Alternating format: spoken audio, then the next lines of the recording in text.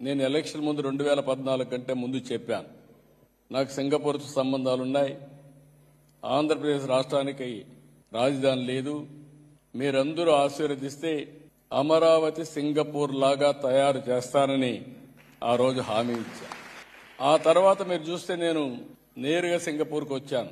First time నేను ముఖ్యమంత్రి 95 అయితే సింగపూర్కు రాలా, అమెరికాకి వెళ్ళా. 15 రోజులు తిరిగా, అన్ని కంపెనీలు కలిసా. కడానా మైక్రోసాఫ్ట్ అధినేత బిల్ గేట్స్ కూడా కలిసా. మొత్తం తిరిగి ఐటీ కంపెనీల్ని ఇండియాకి తేవడానికి, ఆంధ్రప్రదేశ్ తేవడానికి ఆ రోజు కృషి చేశా.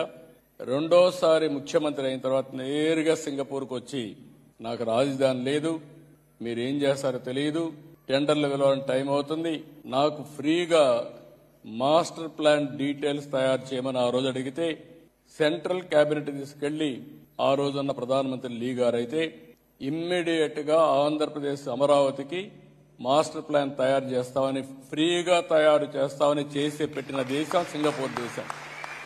బెస్ట్ ప్రాజెక్ట్ తయారు చేశారు.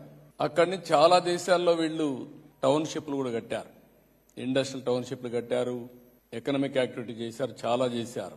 దాంతో నేను వీళ్ళతో మాట్లాడి ఒక సీడ్ క్యాపిటల్ కూడా తయారు చేస్తే వీళ్ళు భాగస్వాములు అయితే ప్రపంచాన్ని మొత్తం తీసుకొచ్చి పెట్టాం. అది కూడా ఎప్పటికప్పుడు ల్యాండ్ ఇచ్చి ఆ రోజుండే మార్కెట్ రేట్ ప్రకారం తీసుకొని అభివృద్ధి చేసి ఆ డబ్బులు గవర్నమెంట్కి వచ్చేది. 19లో గవర్నమెంట్ మారింది.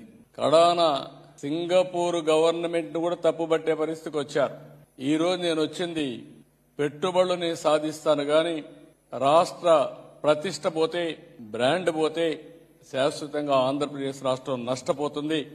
ఆంధ్రప్రదేశ్ రాష్ట్రంలో జరిగిన నష్టాన్ని సింగపూర్ గవర్నమెంట్ కూడా చెప్పి మళ్లీ రికార్డు స్ట్రైటన్ చేయాలనే ఉద్దేశంతో నేను ఈ పర్యటనకు వచ్చానని చెప్పి కూడా నేను మీకు తెలియజేస్తున్నా.